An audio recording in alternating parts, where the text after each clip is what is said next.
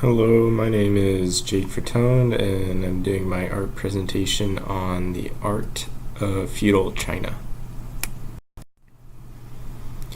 So, Feudal China, I did some research on this, and I found that most historians define this period as the period when the Zhao dynasty and the Qin dynasty were in power in China. And overall, this period occurred between 1046 BC to 206 BC. Here's just some background history. So before the Zhao dynasty, there was the Shang dynasty, and the Zhao dynasty just came into power by taking over the states and overpowering the Shang dynasty. And once the Zhao dynasty came into power, they used this system of feudalism, and this is where the king gave out different land grants or fiefs to nobility or the vassals, and in exchange for this land, the nobles would have to promise to give troops to the king during times of war to help him out.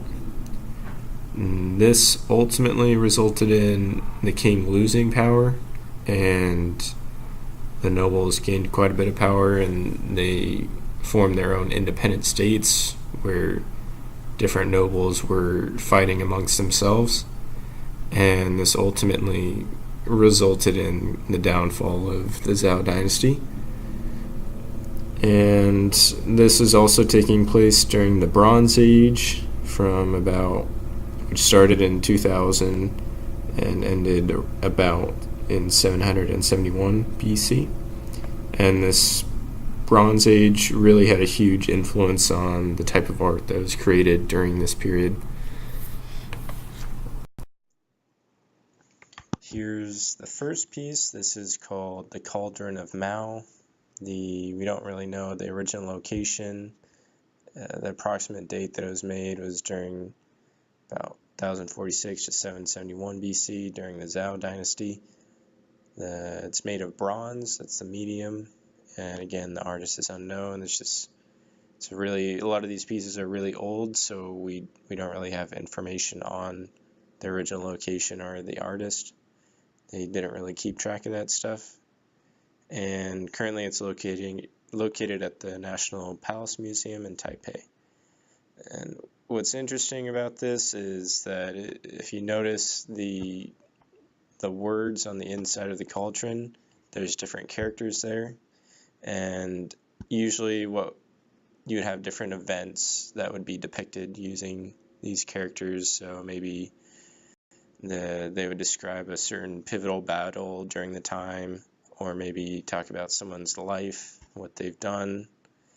And this particular one had the most amount of characters. It has about almost 500 characters, which is the most so far that we've been able to find. So it's pretty impressive. And what they would do with these is they would cook food in these and use them for different kind of dinners and rituals, and they were used to kind of honor people. They were placed in people's tombs to kind of show their wealth almost. This is another cauldron. This is the Cauldron of Yu during the same period, and also made of bronze, except this one's over at the National Museum of China. Another piece here is called Zun. It's a covered wine vessel in the form of a buffalo. Don't know the location. Created around the 13th century to the 11th century, so this is either in the Shang dynasty or the Zhao dynasty. And you'll see a lot of these vessels they come from both the Shang and the Zhao dynasty. The Shang dynasty they were the ones to originally kind of pioneer these vessels of, wine vessels, these cauldrons as well. And the Zhao dynasty kind of kept that tradition going and continued making them. The one difference is that usually you can tell the difference between different vessels and by whether or not they have animal depictions. So usually if the animal depictions kind of started with the Zhou dynasty, so they began that trend, and this was also used at dinners to kind of carry wine and used for celebration. And this is currently at the Fukuoka Art Museum. The third piece, what was also made with bronze, were certain bells like these, and this is the orchestral set of the Marquis of Zheng, and this was created approximately around 475 to 221 BC. This is during the Warring States period, kind of when the nobles had begun to gain quite a bit of power, and it's kind of a treacherous time almost where the Zhou dynasty was about to fall and transferred over to the Qing dynasty. And also made out of bronze. This is over at the Hubei Provincial Museum. What's interesting about this piece is that each bell had two different tones that could be made based on where you actually struck the bell, and so it could be pretty complicated to play this.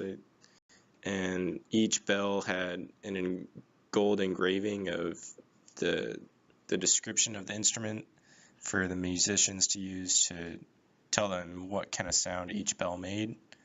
And it was created in honor of this Marquis Yu Zheng, and it was placed in his tomb to honor him. The fourth and last piece is this 3G attached to B. It was dug up at the Legunden tomb over at Suzhui, Hubei, and this is dated back to 433 BC, made out of bronze, and this was about a 300 centimeter tall pole that was used by cavalry because it was found to be pretty flexible and easy to use for mobile units. And just another example of what the Bronze Age kind of resulted in different art pieces for the time. And that is my presentation. Here's my sources that I used. Thank you for listening. Have a good one. Bye.